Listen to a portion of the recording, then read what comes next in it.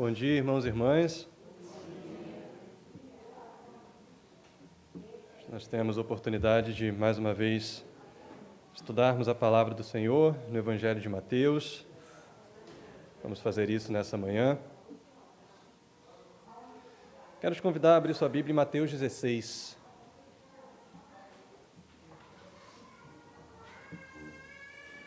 Mateus 16.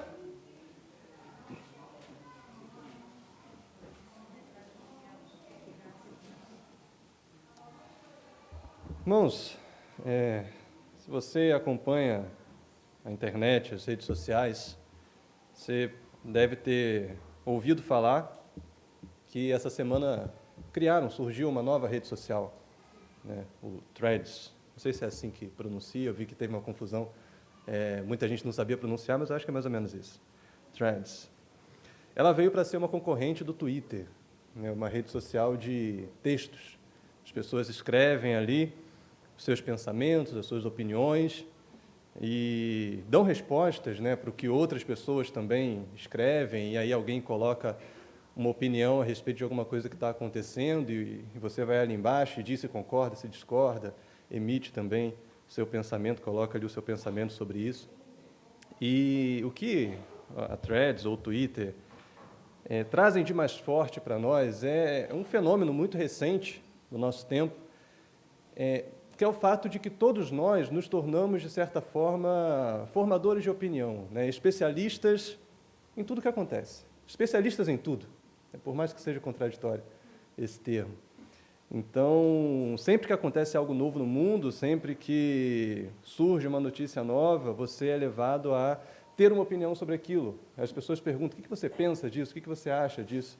E, geralmente, quem está ali no Twitter ou no Threads, quem está ali começa a dizer o que pensa sobre aquilo que está acontecendo. E nem sempre, como, obviamente, ninguém é especialista em tudo, nem sempre a opinião que a pessoa emite é uma opinião correta, uma opinião sensata, e às vezes as coisas, os próprios fatos vão se desenrolando e novas coisas vão vindo à tona e a pessoa percebe, aquilo que eu falei não era bem o correto, não era bem o que eu deveria ter falado. E nisso, muitas vezes, vem o outro fenômeno moderno, que é o fenômeno do cancelamento, né? E as pessoas puxam coisas antigas que a pessoa escreveu, que alguém escreveu, e começam a cancelar aquela pessoa e dizer, olha que absurdo isso que ela disse. E por mais que a pessoa diga, não, isso eu disse há muito tempo atrás, eu estou arrependido, já não tem mais volta, está escrito, está lá, está registrado no Twitter, agora no Threads. Não existe espaço para arrependimento, não existe espaço para mudança de opinião. Então, ali é um grande mural, onde as pessoas colocam respostas e opiniões sobre tudo. E quando a gente para pensar nesse fenômeno moderno, a gente pode analisar, a gente realmente precisa, e pensar, né? A gente realmente precisa emitir opinião sobre tudo o que acontece? A gente realmente precisa ter uma resposta para tudo que acontece no mundo, ou ter uma opinião formada, pronta, imediata, para tudo o que acontece à nossa volta? Mas vamos perceber que não. A gente não precisa dar boas respostas para tudo imediatamente. Mas, ainda assim, nós precisamos dar respostas certas para certas perguntas. Existem algumas questões, existem algumas perguntas que são fundamentais na nossa vida. Quem nós somos, por exemplo? Quem Deus é? O que Deus requer de nós? Como nós vivemos essa vida aqui? Se vivemos para Deus, se vivemos para Ele? Essas são perguntas fundamentais, e essas perguntas, sim, precisam de uma resposta, de uma boa resposta, da resposta certa. Para essas perguntas, a resposta não é só uma questão intelectual, não é só algo de opinião, pelo contrário. As nossas respostas são respostas que vão mudar tudo na nossa vida, vão fazer toda a diferença na nossa vida aqui e também na nossa vida futura, na eternidade. Mas a questão é como que nós alcançamos essas boas respostas. Como nós conseguimos ter a sabedoria necessária para dar respostas certas para essas perguntas fundamentais? Será que nós vamos encontrar as respostas certas nas opiniões que as pessoas colocam no Threads? Será que virá de lá? E nós vamos ver que não. A resposta certa vem de outro lugar. Quero ler com você o nosso texto de hoje, Mateus 16. A partir do versículo 13, nós vamos ler até o final do capítulo 16, até o versículo 28. Mateus 16, 13, vai dizer assim: Indo Jesus para a região de Cesareia de Filipe, perguntou a seus discípulos: Quem os outros dizem que é o Filho do Homem? E eles responderam: Uns dizem que é João Batista, outros dizem que é Elias, e outros dizem que é Jeremias, ou um dos profetas.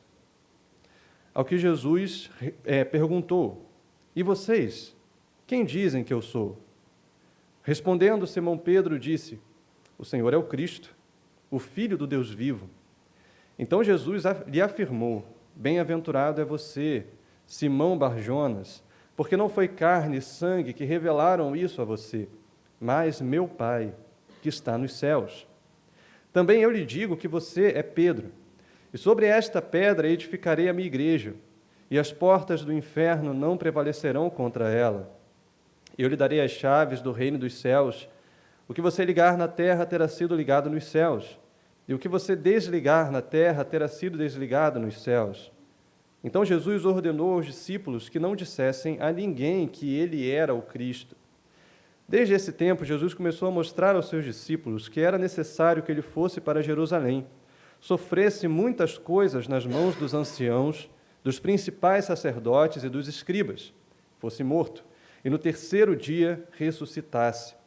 Então Pedro, chamando-o à parte, começou a repreendê-lo, dizendo que Deus não permita, isso de modo nenhum irá lhe acontecer.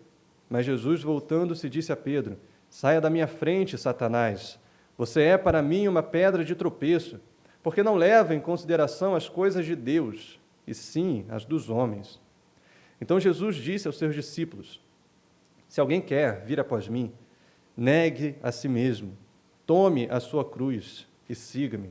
Pois quem quiser salvar a sua vida, a perderá. E quem perder a vida por minha causa, esse a achará. De que adiantará uma pessoa ganhar o mundo inteiro e perder a sua alma? O que dará uma pessoa em troca de sua alma? Porque o Filho do Homem há de vir na glória de seu Pai, com os seus anjos, e então retribuirá a cada um conforme as suas obras. Em verdade lhes digo que, dos que aqui se encontram, existem alguns que não passarão pela morte, até que vejam o Filho do Homem vir no seu reino. Amém. Amém, irmãos. Feche seus olhos, vamos pedir a direção de Deus para essa manhã. Ó Deus, bendito seja o seu nome. Louvamos ao Senhor, Pai, pela leitura da tua palavra. Louvamos ao Senhor porque temos essa possibilidade, essa oportunidade de ter, ó Deus, diante de nós a tua revelação, a revelação do seu evangelho, a revelação acerca do nosso Senhor Jesus Cristo e do seu reino. Nós pedimos a Deus que o Senhor revele individualmente a cada um de nós as suas verdades e nos faça, ó Deus, compreender de fato aquilo que o Senhor quer nos ensinar nessa manhã. Que as suas verdades, que as verdades da sua palavra gerem, ó Deus, uma transformação verdadeira no nosso coração e que a partir dela a nossa vida seja moldada de acordo com a sua vontade, de acordo com o seu querer. Coloque em nós, ó Deus, nessa manhã, uma disposição firme e verdadeira de viver para Ti, de renunciarmos, ó Deus, às nossas vontades e viver de acordo com o Seu querer, com a Sua vontade, para a Sua glória, em nome de Jesus, Pai. Amém. Amém. Amém, irmãos. Então, o que nós temos visto até aqui no Evangelho de Mateus, em alguns capítulos atrás já, e especialmente no capítulo 15 e 16, é a forma como Mateus tem destacado que, apesar de muitos sinais que Jesus estava fazendo, dos muitos milagres que Jesus fazia e dos seus ensinamentos cheios de sabedoria, ainda assim existiam muitos que não criam no Evangelho e no ministério de Cristo. Muitos que não reconheciam a Cristo como aquele que haveria de vir, como verdadeiramente vindo de Deus. Principalmente aquele grupo dos mestres da lei, os fariseus, os escribas, os saduceus. Eles, além de não crerem em Cristo, iam até Cristo para colocá-lo à prova.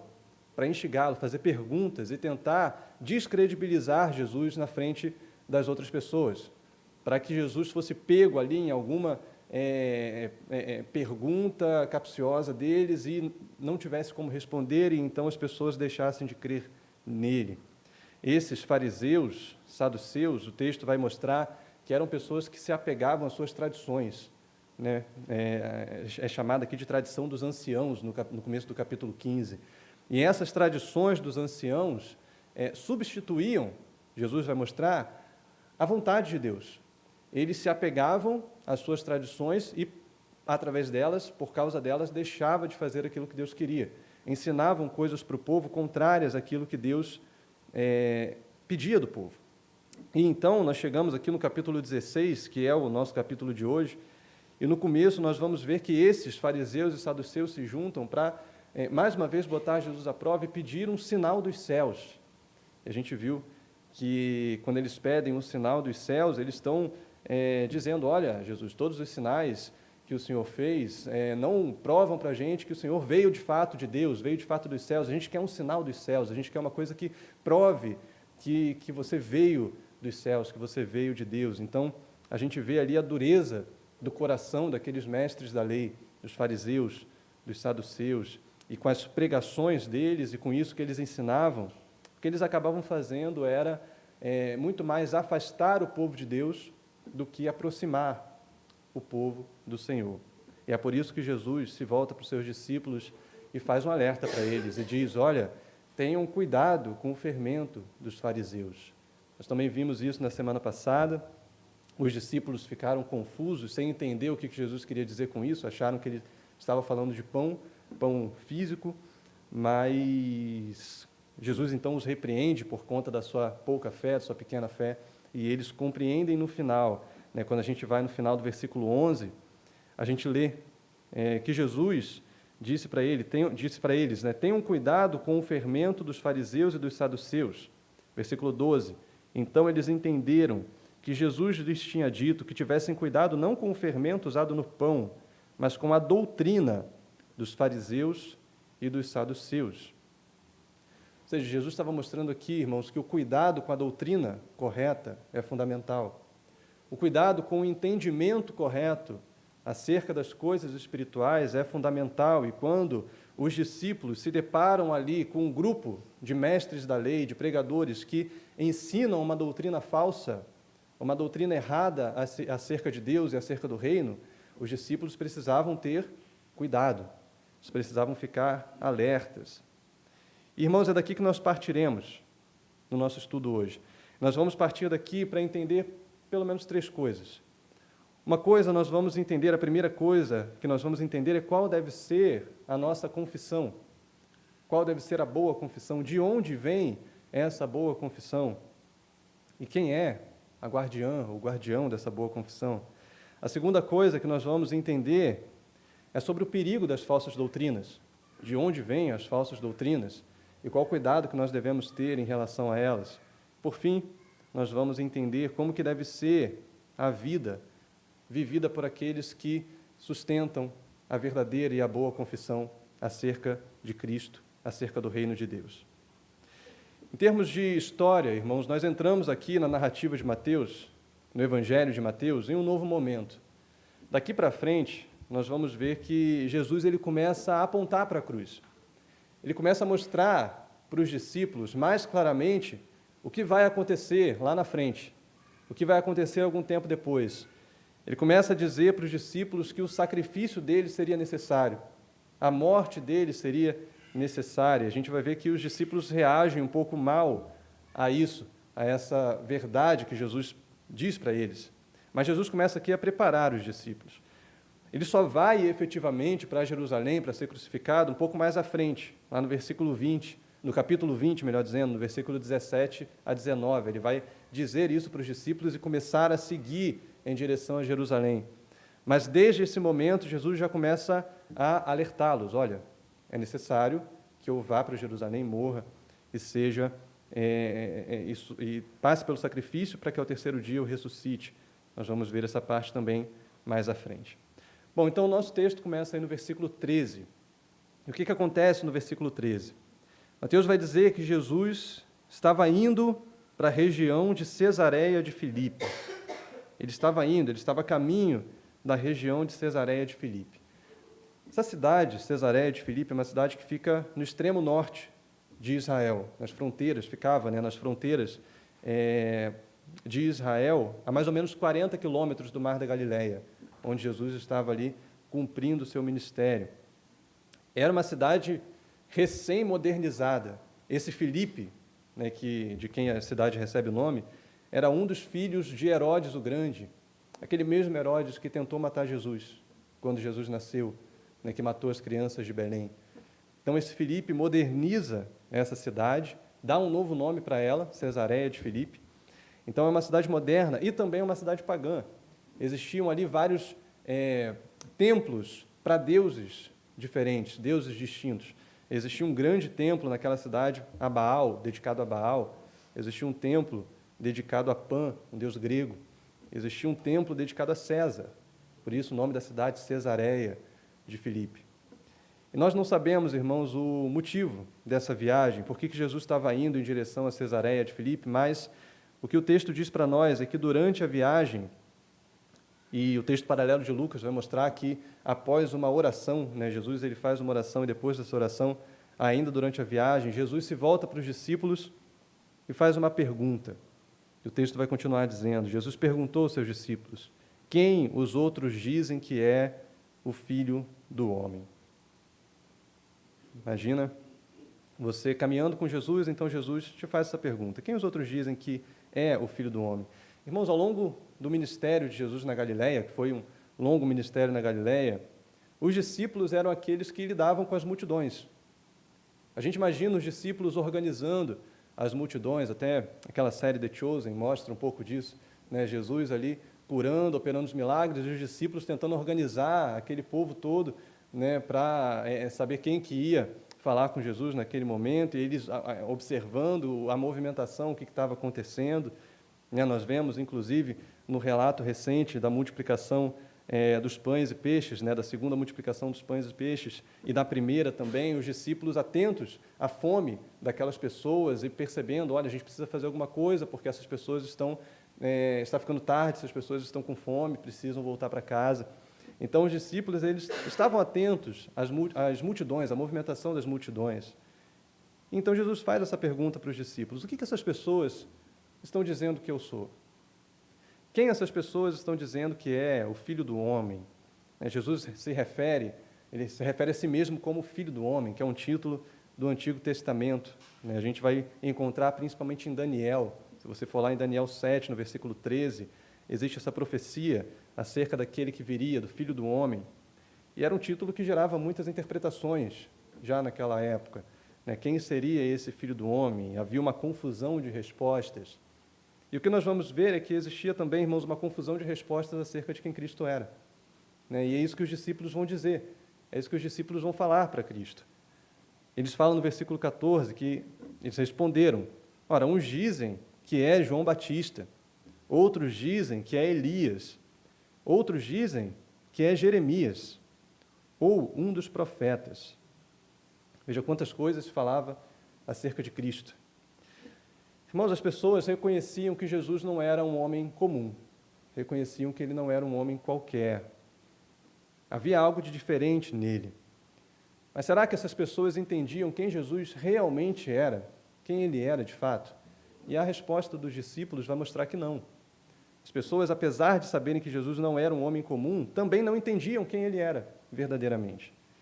Naquela época existia essa crença de que antes da vinda do reino de Deus, algum profeta ressuscitaria dos mortos, algum profeta voltaria para pregar novamente sobre o reino, e só depois então viria o Messias e o reino de Deus.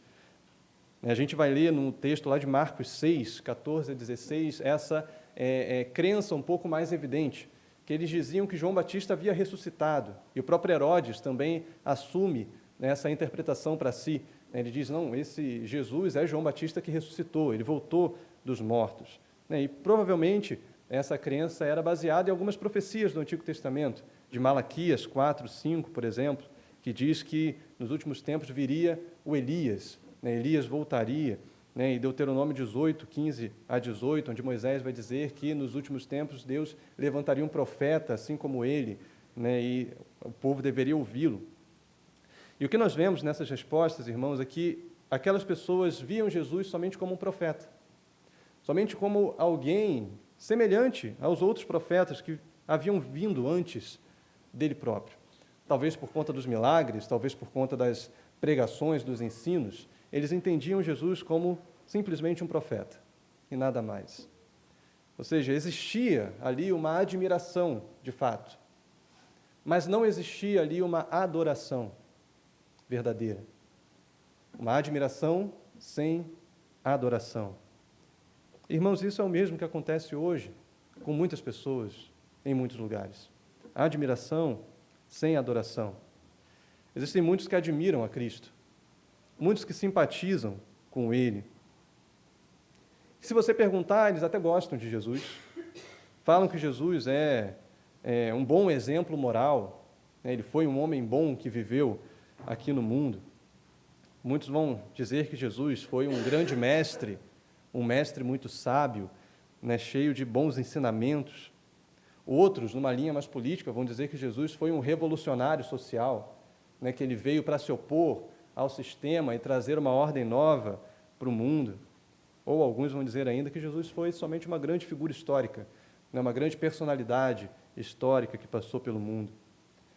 Mas todas essas pessoas não reconhecem a Jesus como ele de fato é.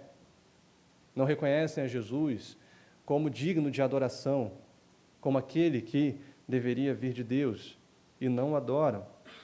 Essas pessoas tentam ficar bem com as suas próprias consciências e dizem assim, não, eu até gosto de Jesus. Se você tenta pregar para elas, se você tenta levar o evangelho para elas, elas dizem, não, eu acho que Jesus é alguém legal, eu acho que Jesus está bem comigo e eu estou bem com ele, porque eu gosto de Jesus. E essas pessoas tentam ficar bem com a sua consciência porque veem a ele dessa maneira, veem a Cristo dessa maneira.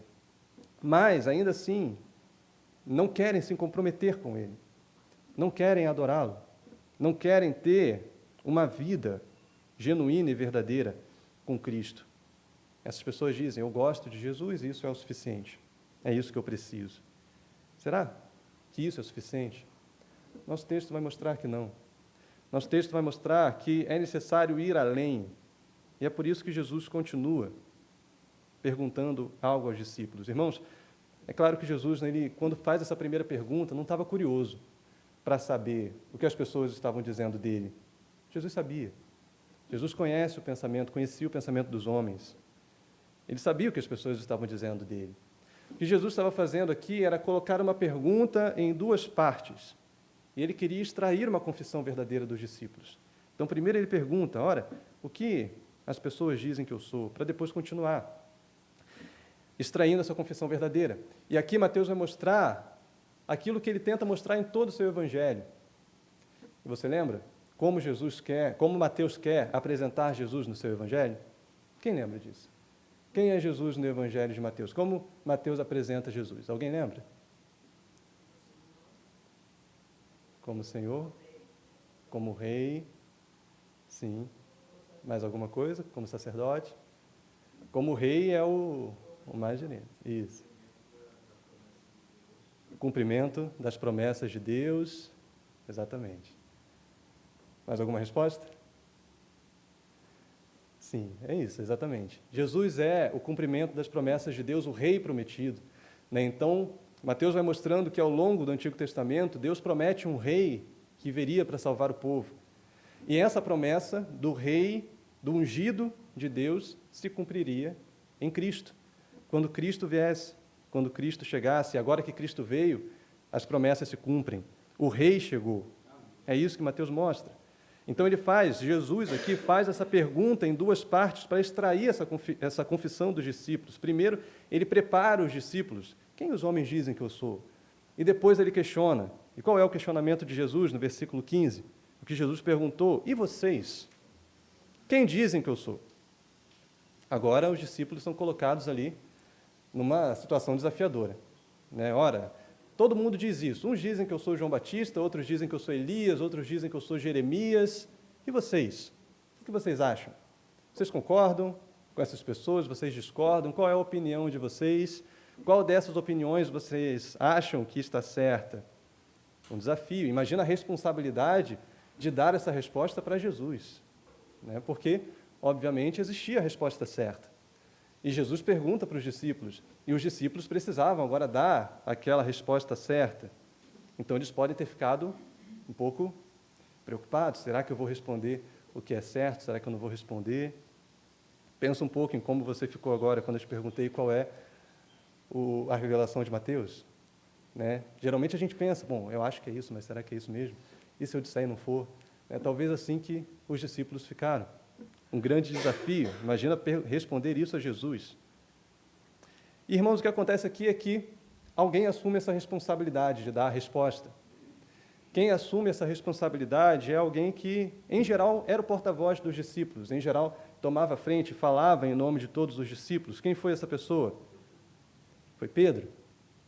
Pedro assumiu a responsabilidade de dar a resposta. E Pedro, então, responde no versículo 16. Respondendo, Simão Pedro disse, o Senhor é o Cristo, o Filho do Deus vivo.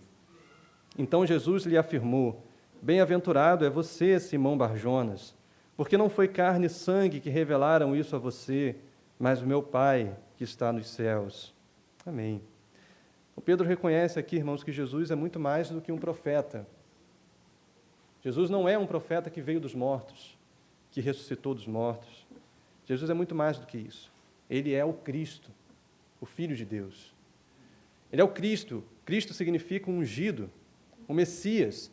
E é justamente isso que Mateus está tentando mostrar em todo o seu evangelho. Ele é o Rei prometido, o Messias que haveria de vir. E agora, na confissão de Pedro, isso fica evidente no evangelho, isso fica claro. Jesus é o Cristo de Deus. E Pedro vai dizer que ele é o Cristo e também vai dizer que ele é o Filho do Deus vivo, ou seja, o Filho do homem é também o Filho de Deus.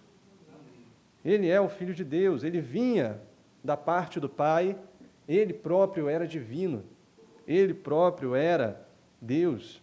E o Pai confirma essa filiação um pouco mais à frente, no capítulo 17, do versículo 5. O próprio Pai vai dizer no Monte da Transfiguração, este é o meu Filho amado, em quem eu me agrado. Ele é o Filho do Deus vivo. Ou seja, Jesus não vinha de um Deus falso. Ele não vinha de um Deus como aqueles deuses de Cesareia de Filipe. Não vinha de um Deus como Baal ou como Pan.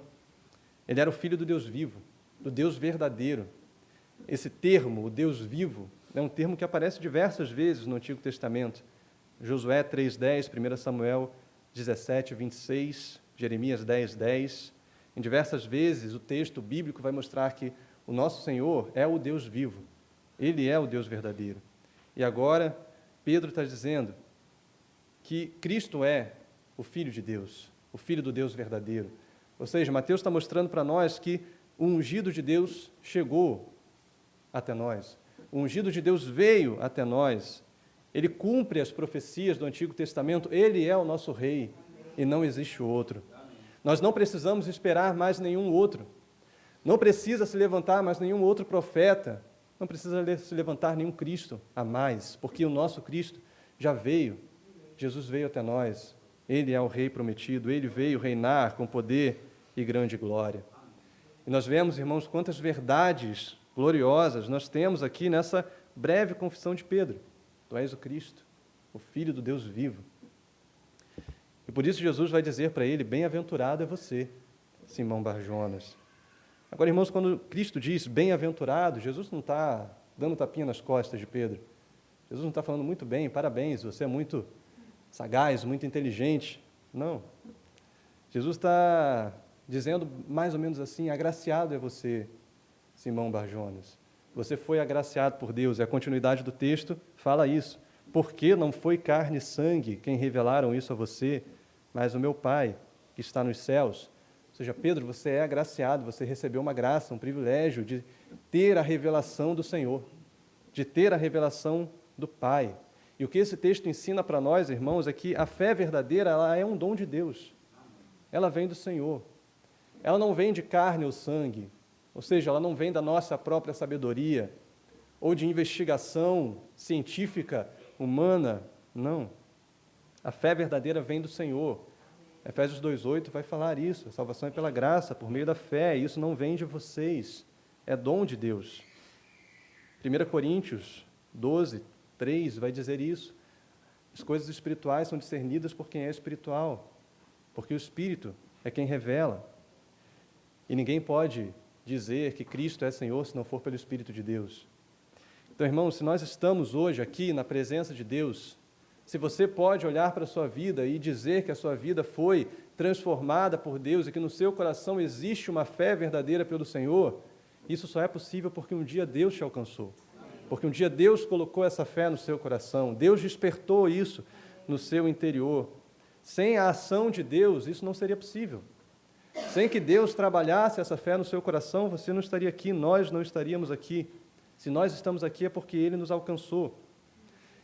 Esse irmão, se alguém não está, essa pessoa também pode ser alcançada por Cristo. Mesmo que a carne e sangue digam o contrário. Mesmo que você olhe para a situação dessa pessoa e diga, é muito difícil essa pessoa se converter, porque ela tem um coração muito endurecido, ou ela está muito longe de Deus, ela tem ideias muito contrárias ao que a Bíblia diz. Irmãos, ainda assim é possível que Deus alcance essa pessoa, ainda assim é possível que Deus trabalhe no coração dessa pessoa e desperte a fé genuína no coração dela. Por isso nós sempre oramos por aqueles que estão longe do Pai. Por isso nós sempre pregamos para aqueles que estão longe de Deus. Nós pregamos, nós oramos na esperança de que Deus pode despertar a fé no coração daquela pessoa. Pedro foi agraciado pelo Pai. Ele recebeu essa revelação de Deus. Não foi carne e sangue, foi o próprio Senhor. E então Jesus prossegue falando aqui para Pedro. E ele diz, também eu lhe digo que você é Pedro. E sobre esta pedra edificarei a minha igreja, e as portas do inferno não prevalecerão contra ela. Eu lhe darei as chaves do reino dos céus, e o que você ligar na terra terá sido ligado nos céus, e o que você desligar na terra terá sido desligado nos céus. Irmãos, esse é um texto que tem diversas interpretações, muitas discussões a esse respeito, sobre esse texto. Os católicos, por exemplo, vão tomar esse texto para dizer que Pedro é o líder da igreja e que os sucessores de Pedro deveriam continuar sendo líderes na igreja. E é através desse texto que eles sustentam a ideia de um Papa, o Papa como um sucessor de Pedro, que deveria liderar a igreja para sempre. Mas será que é isso? Será que é isso mesmo que o texto diz? Bom, é claro que quando nós olhamos na história da igreja primitiva, nós vemos, e até aqui na resposta que Pedro dá, nós vemos que Pedro tem uma liderança sobre os apóstolos, ele é um porta-voz dos apóstolos. Quando nós vamos para Atos 2, é ele que se levanta e prega inicialmente para as pessoas que estão ali em Jerusalém. Também podemos dizer que, em certo sentido, todos os apóstolos lançam os fundamentos da igreja através da sua pregação, através da pregação na época da igreja primitiva. Mas, para quem que essa pregação aponta? Para quem que Pedro apontou em Atos 2? De quem os apóstolos falavam? De Cristo. Pedro, os apóstolos, todos eles apontam para Cristo. E apontam para Cristo, veja só, como a pedra fundamental da igreja, como fundamento da igreja. Quem diz isso é o próprio Pedro. Quero que você abra comigo lá em Pedro, 1 Pedro, no capítulo 2.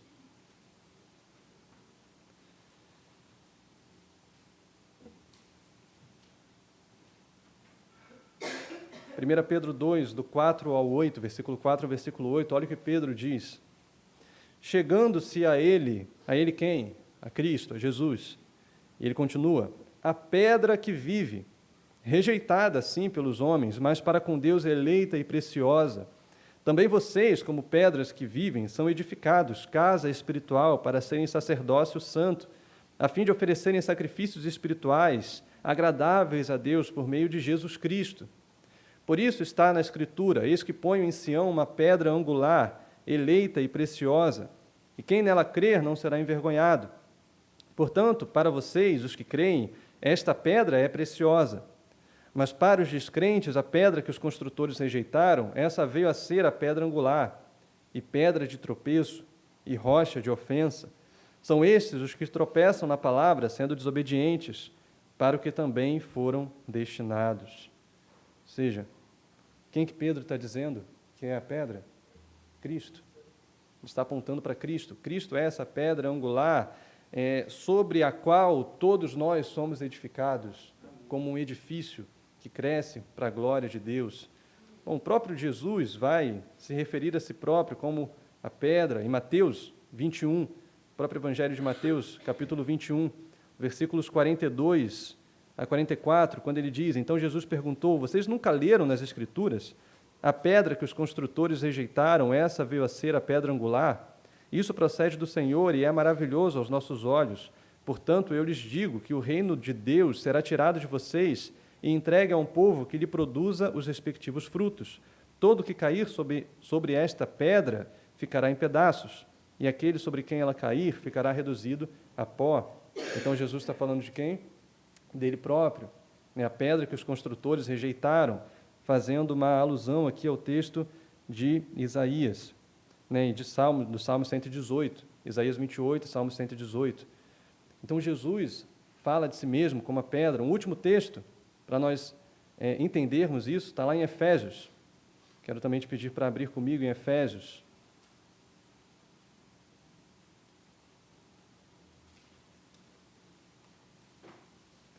No capítulo 2, versículos 19 a 20, quando o apóstolo Paulo diz: assim, vocês não são mais estrangeiros e peregrinos, mas concidadãos dos santos e membros da família de Deus.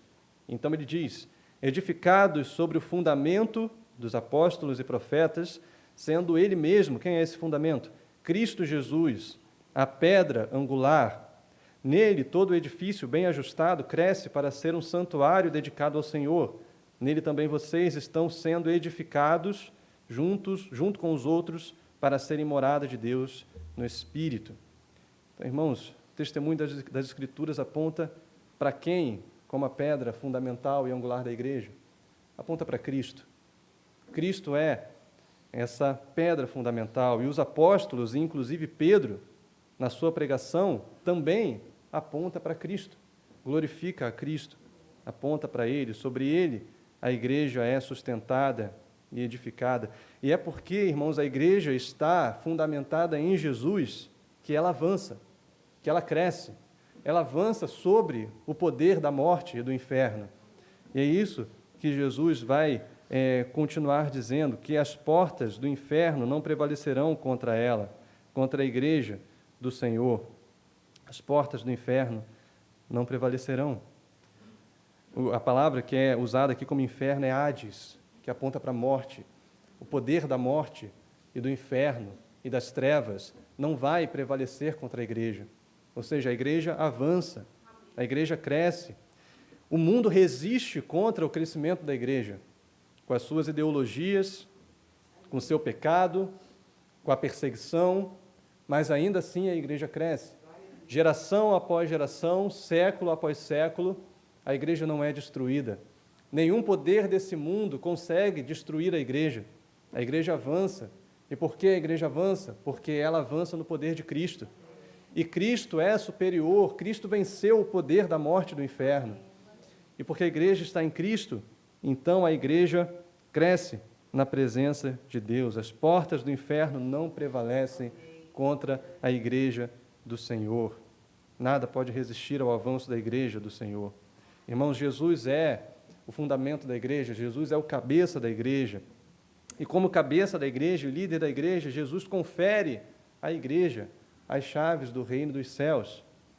E aqui é mais uma confusão que os católicos romanos fazem, que dizem que essas chaves estão com Pedro, e até as imagens que fazem Pedro com uma chave na mão. Você já deve ter visto uma imagem assim.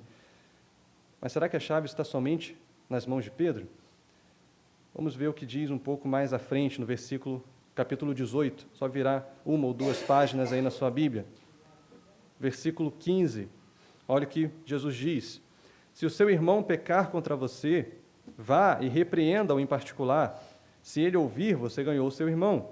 Mas se não ouvir, leve ainda com você uma ou duas pessoas, para que pelo depoimento de 2 ou 3 testemunhas, toda a questão seja decidida. E se ele se recusar a ouvir essas pessoas, exponha o assunto a quem? A igreja.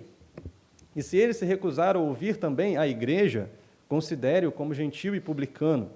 Em verdade, lhes digo aos discípulos que tudo que ligarem na terra terá sido ligado nos céus, e tudo que desligarem na terra terá sido desligado nos céus. Ou seja, a mesma frase que Jesus usa ao falar da entrega das chaves do reino dos céus, no versículo 19. Então, essas chaves do reino, que ligam na terra e desligam nos céus, pertencem a quem? Pertencem à igreja. Pertencem à igreja. E o texto, no capítulo 18, vai mostrar para nós o que isso significa. Que a igreja tem o poder e o direito de abrir as portas do reino para aqueles que estão perdidos, através da pregação do Evangelho, através do anunciar a Cristo e a sua glória. A igreja, então, abre essas portas do reino para aqueles que estão longe de Deus, para aqueles que estão longe do Pai. E, ao mesmo tempo, a igreja também tem esse direito, esse poder de afastar aqueles que não são cristãos, através da disciplina. É isso que o texto diz, ali no capítulo 18. E quando nós chegarmos lá, nós falaremos de maneira mais profunda e detalhada sobre isso. Mas o que nós vemos aqui, irmãos, no nosso texto, é que o reino de Deus sempre avança por meio da igreja. Por meio da igreja. E é por isso que todo crente deve estar ligado à igreja. Hoje nós vemos esse fenômeno dos desigrejados, pessoas que dizem, eu não preciso da igreja, eu estou com Deus, eu faço as minhas orações em casa, eu escuto as minhas pregações na internet, então eu já tenho tudo que eu preciso, não preciso da igreja. A igreja dá muito trabalho, ter que lidar com gente, as pessoas ali, isso dá muito problema. E aí a pessoa me fere, me ofende, me trata mal, eu fico chateado, então é melhor ser crente em casa. Mas é isso que a Bíblia diz? Não. A Bíblia diz que o reino de Deus avança por meio da igreja e que nós somos inseridos no reino, ou afastados, também por meio da igreja, que possui as chaves do reino de Deus. Ou seja, todo crente, todo cristão genuíno deve estar ligado a uma igreja, deve estar ligado ao corpo de Cristo, à igreja que Ele estabeleceu aqui nessa terra. Então, voltando, irmãos, aqui para o nosso texto, nós vamos ver que Jesus termina essa parte pedindo um segredo. Como Ele faz com alguma frequência. No versículo 20, Jesus, então, ordenou aos seus discípulos que não dissessem a ninguém que Ele era o Cristo. Então, Jesus costumava fazer isso. Jesus sabia que ainda não tinha chegado a hora de Ele ser entregue nas mãos dos homens. Então, Ele busca evitar a animosidade do povo e também despertar a ira dos líderes religiosos daquela época. Então, Ele pede, olha, não digam a ninguém que eu sou o Cristo. E nesse ponto específico, esse pedido era importante, era necessário, é verdade, porque os discípulos acabaram de receber uma grande revelação. Agora Jesus falou abertamente para eles, Pedro está certo, eu sou o Cristo, o Filho de Deus. Os discípulos podem ter ficado animados com aquilo, o que eles iam querer fazer? Contar para todo mundo. Olha, o nosso mestre é o Cristo, é o ungido de Deus, é o Messias que haveria de vir. Então vamos espalhar essa notícia, vamos contar isso para todos. Mas Jesus cuida disso. Jesus cuida dessa animosidade, dessa possível animosidade dos discípulos. E cuida de uma forma muito específica, porque agora Jesus começa a dizer, olha, sim, eu sou o Cristo, sim, eu sou o Filho do Deus vivo, mas vocês precisam entender o que isso significa. Isso não significa somente vitórias e glórias nesse mundo. Isso significa algo muito diferente. E Jesus vai dizer, então, no versículo 21, Mateus vai mostrar para nós que desde esse tempo, Jesus começou a mostrar aos seus discípulos que era necessário que ele fosse para Jerusalém, sofresse muitas coisas nas mãos dos anciãos, dos principais sacerdotes e dos escribas, fosse morto e no terceiro dia ressuscitasse. Ou seja, os discípulos, assim como a maioria dos judeus daquela época, esperavam o Messias como? A gente fala isso com alguma frequência aqui. Eles esperavam um Messias triunfante, um general de guerra, um rei que viesse para destruir o Império Romano, livrar os judeus do jugo de Roma. Então seria um grande libertador, um grande rei, um grande general que viria vencendo todas as batalhas. Era assim que eles esperavam o Messias triunfante. E agora Jesus quebra essa expectativa dos discípulos. E ele vai dizer, olha, existe um sacrifício que é necessário. Mateus vai destacar isso, que Jesus dizia que era necessário que ele padecesse, que ele fosse entregue nas mãos dos homens, que ele sofresse nas mãos dos anciãos, era necessário. Os discípulos não entendiam isso. Ainda que o Antigo Testamento mostrasse isso por diversas vezes. Um texto bem conhecido nosso é Isaías 53, que fala do servo sofredor, que ele seria morto, entregue por causa das nossas transgressões. Salmo 22 também fala isso, que ele seria traspassado, né, por causa das nossas transgressões, ele seria morto por nós. Mas parece que os discípulos não entendiam, não compreenderam, não receberam muito bem essa fala de Jesus, que ele deveria morrer. Então alguém precisa ir lá e conversar com Jesus sobre isso. E quem vai? Quem é que decide ir? Dá um toque ali em Jesus sobre essas coisas que ele está falando. Quem está com crédito na casa? Pedro. Pedro estava bem, estava por cima, tinha acertado uma ainda agora, né, que Jesus até deu um retorno ali bem positivo para ele, né? Pedro deve ter ficado cheio de confiança, né? Eu estou acertando, estou sabendo tudo. Então Pedro vai lá e vai. Agora eu posso, né, falar com Jesus, né? Eu acertei a outra, vou acertar essa também. E o que Pedro diz? Versículo 22. Então Pedro, chamando-o à parte, começou a repreendê-lo, dizendo que Deus não permita, isso de modo nenhum irá lhe acontecer. E olha a reação de Jesus. Jesus, voltando-se, disse a Pedro: saia da minha frente, Satanás. Você é para mim uma pedra de tropeço, porque não leva em consideração as coisas de Deus, e sim as dos homens. Quando Pedro chama Jesus à parte, irmãos, Pedro sabia que ele não devia fazer aquilo. Não, o discípulo não devia repreender o mestre. Então ele não ia fazer aquilo na frente de todo mundo. Ele chama Jesus à parte. Talvez ele pensasse assim, não, Jesus está de bem comigo, né? Ele me deu uma resposta legal ainda agora, então ele vai entender o que eu vou dizer. Eu vou chamar ele aqui no cantinho e vou falar. Mas não foi isso que aconteceu, né? Pedro, de fato, estava equivocado e foi até ousado em dizer isso, né? Que Deus não permita, isso não vai lhe acontecer. Ou seja, Jesus estava dizendo, isso vai acontecer, e Pedro está dizendo, não, Jesus, não vai não. Né? Ou seja, ele estava se opondo abertamente, diretamente ao que Jesus estava falando. E por isso Jesus dá essa resposta enfática para Pedro: sai da minha frente, Satanás. Ou seja, não é que Pedro estava possuído por Satanás naquela hora, não é que Satanás entrou em Pedro e incorporou ali em Pedro e falou aquelas coisas. Mas a questão é que aquilo que Pedro falou e a forma como Pedro estava agindo estava de acordo com a obra de Satanás ao tentar impedir Jesus de ir para a cruz. A cruz era necessária. Cristo sabia que a cruz era necessária para que a obra de Deus se cumprisse. E o que Satanás queria era que essa obra não acontecesse. Era que o sacrifício não acontecesse. Satanás não queria a cruz. Existem alguns filmes que mostram uma ideia um pouco equivocada sobre isso, né? Jesus indo para a cruz e Satanás ali todo feliz, Jesus vai morrer, né? Satanás sabia que o sacrifício seria necessário para a salvação de muitos. Ele não queria a cruz. E é isso que Jesus mostra aqui, que Satanás é aquele que diz, não vai para a cruz, não morra pelos homens, não se sacrifique. E quando Pedro falava isso, ele estava falando de acordo com aquilo que Satanás queria. E Satanás também usava aquelas palavras de Pedro contra Jesus. Por isso Jesus diz, saia da minha frente, Satanás, saia da minha frente. Ou seja, irmãos, o que nós vemos aqui é que a inspiração satânica, a inspiração mundana, ela sempre vai buscar um evangelho sem cruz. Sempre vai buscar um evangelho sem sacrifício.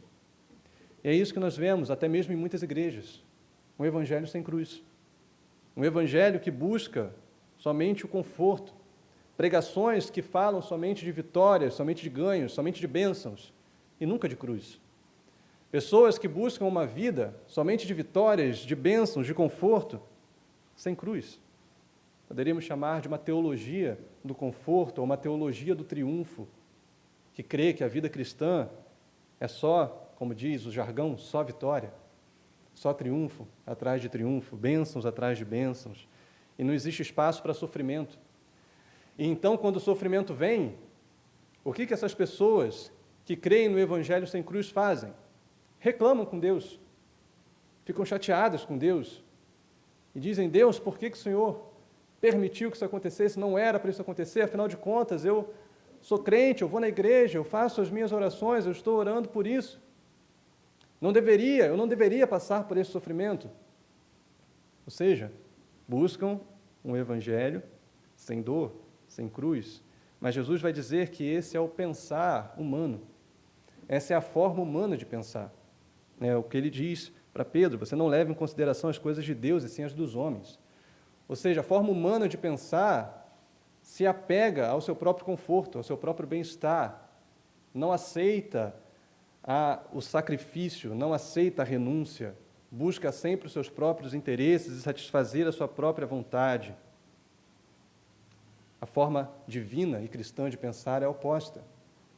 A forma divina de pensar é aberta à cruz, é aberta ao sacrifício, é aberta à entrega pelo reino de Deus. Irmãos, porque nós somos crentes, nós estamos livres de pensar da forma humana? Não. Nós também estamos suscetíveis e vulneráveis a esse tipo de pensamento. Veja, o mesmo Pedro, que antes tinha acertado muito bem uma pergunta acerca de quem Cristo era, agora erra feio. Agora dá uma resposta completamente fora daquilo que o reino de Deus diz para nós, exige de nós. Pedro agora se deixa ser levado pela sua humanidade e fala de acordo com aquilo que Satanás queria acerca de Cristo, que ele não fosse para a cruz. Ou seja, não é porque um dia acertamos que vamos acertar sempre.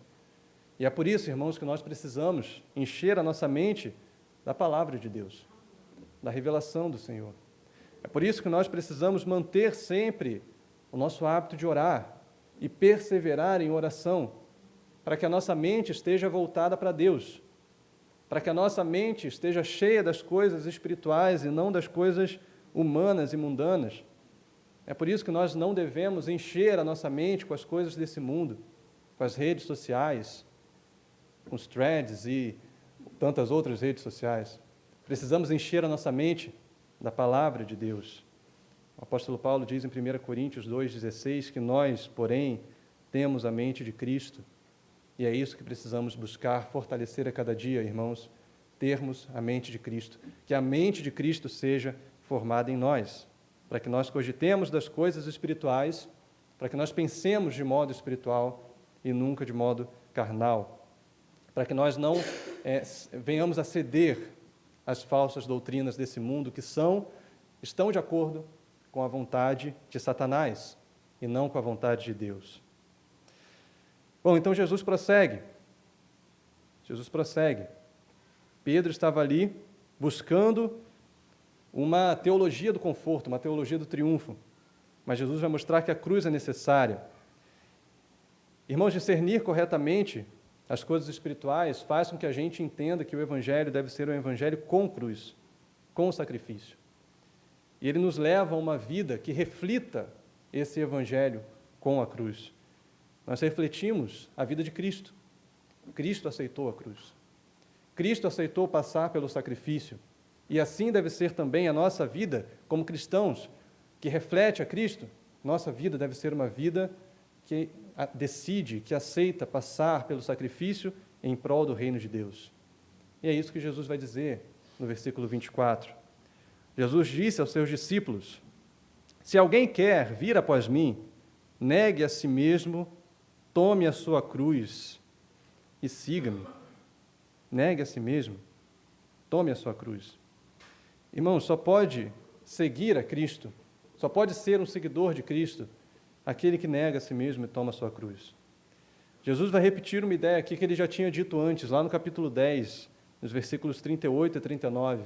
Mas aqui Jesus traz de novo essa ideia, negar a si mesmo e tomar a sua cruz, como uma resposta a essa tendência de Pedro à autopreservação, uma resposta a essa rejeição de Pedro a disposição para o sacrifício.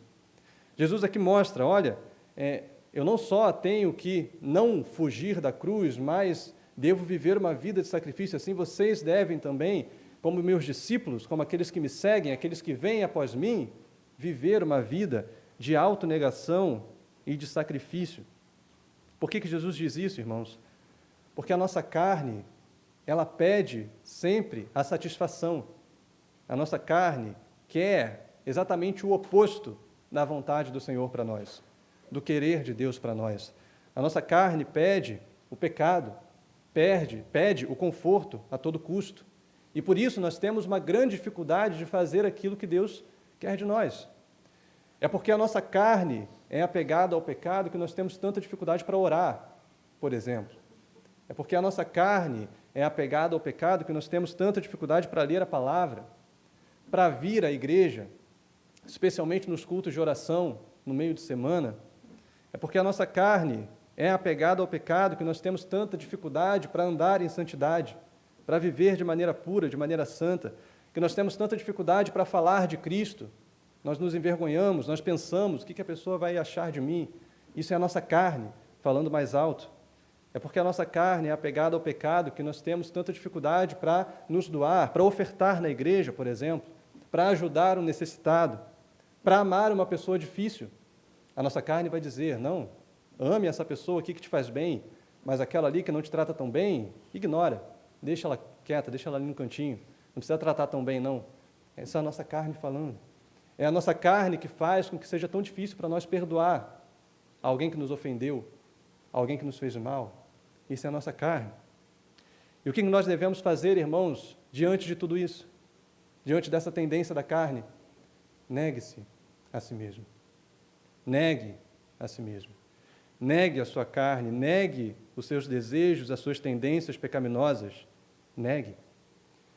Irmãos, é impossível você ser um discípulo de Cristo sem negar a sua carne. É impossível. Você pode ser um bom frequentador da igreja, mas você não pode ser um discípulo de Cristo sem negar a sua carne.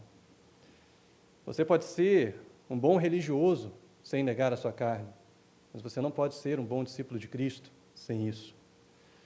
Você pode ser um bom conhecedor da Bíblia sem negar a sua carne. Alguém que gosta de aprender, alguém que gosta de conhecer, que vem na escola bíblica e fica interessado em saber sobre o texto bíblico, mas você não pode ser um bom discípulo de Cristo sem negar a sua carne. Você pode ser até mesmo alguém que considera Jesus importante e a vida cristã importante e as práticas espirituais importantes, mas ainda assim você não pode ser um bom discípulo de Cristo se essas práticas forem só rotina, forem só hábitos, se você não negar a sua carne. Para sermos discípulos de Cristo, irmãos, nós precisamos negar a nós mesmos. Precisamos tomar a nossa cruz, porque o discípulo ama mais a vontade de Deus do que a sua própria vontade. O discípulo ama mais viver em santidade do que viver em pecado. Ama mais as coisas de Deus do que as coisas do mundo. A vida cristã é uma vida de renúncia e de entrega contínua. O texto paralelo de Lucas traz um detalhe que aqui em Mateus não traz. Vai dizer que Jesus diz que cada um negue-se a si mesmo e dia após dia, tome a sua cruz e siga-me. Ou seja, essa é uma atitude diária, é o tempo todo, é todo dia nos sacrificarmos por Deus. É todo dia negarmos a nossa carne para fazer a vontade de Deus, para seguirmos a Cristo, para sermos discípulos dele, para vivermos uma vida de entrega e de renúncia. Com Cristo foi assim. Ele é o Filho de Deus, o Messias. Ele poderia ter sido feito rei pelos homens, que muitas vezes quiseram levantá-lo como rei, ali naquele momento em que ele cumpria seu ministério da Galileia. Mas ele diz, não digam para as pessoas que eu sou Cristo. Não tentem promover a minha fama. Eu vou fazer a vontade do Pai. E a vontade do Pai é o meu sacrifício. A vontade do Pai é a cruz. A vontade do Pai é a minha entrega. Assim deve ser conosco, irmãos. Fazer a vontade do Pai sempre em entrega e em sacrifício. E por quê? Por que a nossa vida deve ser assim? O texto traz 3 motivos, aqui a gente termina. Primeiro, no versículo 25, por que nós devemos negar a nós mesmos e tomar a nossa cruz? Jesus diz, pois quem quiser salvar a sua vida, a perderá. E quem perder a vida por minha causa, esse a achará. Ou seja, irmãos, tudo que nós quisermos ganhar aqui nessa vida, sem Cristo, nós perderemos na eternidade. Porque na eternidade também estaremos sem Cristo e não teremos mais nada. Tudo ficará para trás. E tudo que nós perdermos nessa vida, por amor a Cristo, nós receberemos muito mais na eternidade. Se buscarmos alegria nesse mundo sem Cristo, a perderemos. Mas se em algum momento abrirmos mão da nossa alegria momentânea por amor a Cristo, nós receberemos uma alegria muito maior. Se abrirmos mão da paz nesse mundo por amor a Cristo, receberemos uma paz muito maior. Se abrirmos mão de amores nesse mundo por amor a Cristo, receberemos das mãos do Senhor um amor muito maior, o amor de Deus. Ou seja, tudo aquilo que nós deixamos nesse mundo por amor a Cristo, receberemos dele na eternidade, na vida futura. Esse é o primeiro motivo. O segundo, versículo 26, de que adiantará uma pessoa ganhar o mundo inteiro e perder a sua alma? O que dará uma pessoa em troca da sua alma? Irmãos, nada é mais importante para nós do que o lugar onde nós passaremos a eternidade. Nada é mais importante para nós do que a nossa alma. Precisamos saber se nós vamos passar a nossa eternidade com Deus ou sem Deus, em harmonia, em amizade, em proximidade com Deus ou em inimizade contra Ele eternamente, afastados dEle eternamente. E, irmãos, na busca pelas coisas desse mundo, nas distrações com as coisas desse mundo, nos valores que são dados a esse mundo, muitas pessoas esquecem da sua alma, esquecem que um dia o fim chegará para nós nesse mundo, a morte chegará, e nós caminharemos para a eternidade. E onde estará a nossa alma? Estaremos com Deus ou sem Ele? Segundo motivo, terceiro motivo, melhor dizendo, versículo 27, porque o Filho do Homem há de vir na glória de seu Pai com os seus anjos, e então retribuirá a cada um conforme as suas obras. Irmãos, nós receberemos a nossa recompensa das mãos do próprio Cristo. O próprio Cristo virá na sua glória e trará para nós a nossa recompensa. E nós aqui nesse mundo, aqui nessa vida, mantemos essa certeza, mantemos essa esperança e essa segurança de que um dia Cristo virá para nos salvar, Cristo virá para nos buscar e Ele trará consigo a recompensa, Ele trará consigo a coroa da vida para cada um daqueles que negaram a si mesmo, tomaram a sua cruz e o seguiram. Ele trará consigo, Ele virá não mais em um corpo de fraquezas, Ele virá em um corpo glorificado. O Cristo triunfante, Ele voltará e retribuirá a cada um, a cada ato de entrega, a cada ato de renúncia. Cristo virá, irmãos, e essa é a nossa verdadeira esperança. Amém? Bom, alguns discípulos tiveram um grande privilégio que nós ainda não tivemos, de ver a Cristo em seu corpo glorificado. É o que Jesus vai dizer no versículo 28. Em verdade lhes digo que dos que aqui se encontram, existem alguns que não passarão pela morte até que vejam o Filho do Homem vir no seu reino. Isso se cumpre aonde? O texto continua, e é o que nós vamos ver na semana seguinte, na semana que vem, o Monte da Transfiguração. Ali Jesus se revela para os discípulos em glória. E Pedro, Tiago, João têm a oportunidade de ver a Cristo glorificado antes mesmo deles passarem pela morte. Mas nós veremos esse texto na semana que vem. O que isso significa? O que a transfiguração significa? Então, esteja aqui na próxima semana que nós continuaremos esse texto. Bom, irmãos, para a nossa conclusão, quero dizer para você que todos nós somos chamados a uma confissão. Pergunta que Jesus fez para os discípulos, Ele faz para cada um de nós. Ele faz para você. E você? Quem diz que eu sou? E você? Quem você diz que Cristo é? Quem Cristo é para você? Você já se fez essa pergunta?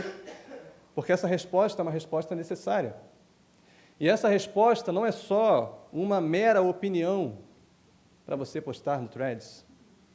Não é só algo para você colocar na sua bio. Eu sou cristão, e tem uma cruzinha ali do lado, um versículo. Não, isso não é só uma opinião.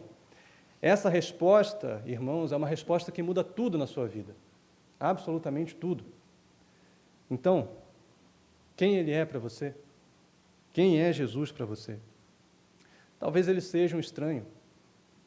E algumas pessoas vivem dessa maneira, uma vida totalmente separada de Cristo, totalmente separada de Deus. Não se importam com a fé, não se importam com a igreja, se entregam aos seus pecados e à sua própria carne. Ou talvez para você, Jesus seja um milagreiro, alguém que você procura para buscar bênçãos, para buscar milagres, e quando você recebe o milagre, então você não busca tanto, não ora tanto, e depois, quando você precisa de uma outra bênção, você volta a orar, você se aproxima dele de novo. Talvez Jesus seja um mestre, que você goste de ler e estudar sobre ele, mas apenas isso. Talvez ele seja alguém importante, mas que não ocupa um lugar central no seu coração. Seria mais uma entre as muitas coisas importantes na sua vida. Você vem na igreja, ora, tem uma vida cristã, mas só isso. Não vive uma vida de fato de entrega e de renúncia por Ele. Meu irmão, minha irmã, se você quer ser verdadeiramente um discípulo de Cristo, se você não quer perder a sua alma nas armadilhas desse mundo, nas distrações desse mundo, Cristo precisa ser de fato o seu Senhor. Ele precisa ter de fato um lugar central no seu coração, a ponto de você estar disposto a abrir mão de tudo que te afasta dele para viver para ele, para viver pelo reino de Deus. Você precisa entregar a sua vida por completo ao Senhor, se entregar totalmente ao Senhor. Isso muda tudo. Isso muda tudo. Porque a partir de então a sua vida passa a ser vivida não mais para você, a sua vida passa a ser vivida para Ele. Então, faça essa pergunta a si mesmo nessa manhã. Em que área da sua vida a sua carne tem falado mais alto? Em que aspecto da sua vida, em que atitude, em que momento a sua carne tem falado mais alto e tem feito com que você abra mão da vontade de Deus para fazer a sua própria vontade? Reflita sobre isso. Coloque isso diante de Deus e decida mudar. Decida negar a si mesmo. Decida matar a sua carne e viver para Deus. Então, irmãos, que você seja alguém e que nós sejamos uma igreja que segue o modelo de Cristo, que se entrega, que se sacrifica, que mesmo sendo filho de Deus, decidiu se entregar por amor a mim, por amor a você, que assim também nós decidamos, dia após dia, nos entregar por amor a Ele, por amor ao Seu reino. Amém, irmãos? Amém. Vamos orar a esse respeito. Feche seus olhos. Ó Pai, bendito seja o Teu nome, louvado seja o Teu nome, porque um dia, ó Deus, o Senhor nos livrou das garras de Satanás, o Senhor nos livrou desse mundo de trevas e nos trouxe para Ti e para o Seu reino. Obrigado, ó Deus, porque um dia o Senhor se revelou a nós. Nós sabemos, ó Deus, reconhecemos que sem o Senhor nós não estaríamos aqui.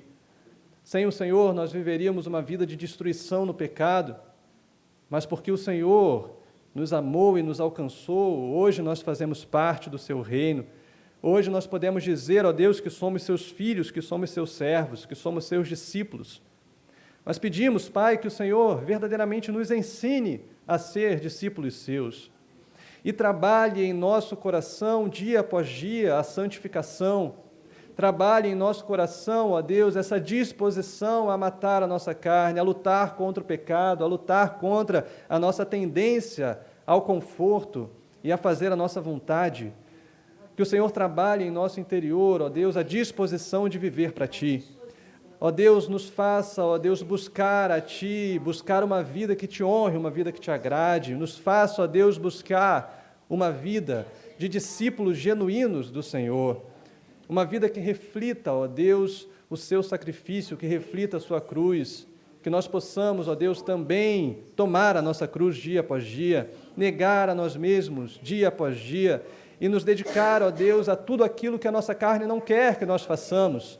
Ajude-nos, ó Deus, a nos dedicar à oração, ajude-nos, ó Deus, a nos dedicar à leitura da palavra, a vir à tua casa com alegria, ajude-nos, ó Deus, a perdoar, ajude-nos, ó Deus, a andar em santidade, ajuda-nos, ó Deus, a amar o nosso próximo e a fazer tudo aquilo que a nossa carne, que o pecado não quer que nós façamos. Ajuda-nos, Senhor, nós precisamos de Ti. Nós precisamos, ó Pai, ser cheios de Ti e ter o nosso coração inundado da Tua presença para que possamos andar nos Teus caminhos, fazer a Tua vontade, cumprir os Teus propósitos para nós. Que dessa forma, ó Deus, nós possamos refletir o Teu Evangelho ao mundo, nós possamos refletir ao mundo a Tua obra, a Tua cruz, o Teu sacrifício, que nós possamos, ó Deus, ser de fato como igreja, aqueles que abrem as portas do reino para os que estão perdidos, através da pregação da palavra, através de anunciar o Evangelho a esse mundo caído. Ajuda-nos, ó Deus, faz-nos discípulos seus em espírito e em verdade, faz-nos adoradores e não somente admiradores, adoradores em espírito e em verdade, para a Tua honra e para a Tua glória. Em nome de Jesus, Pai. Amém. Amém. Amém, irmãos.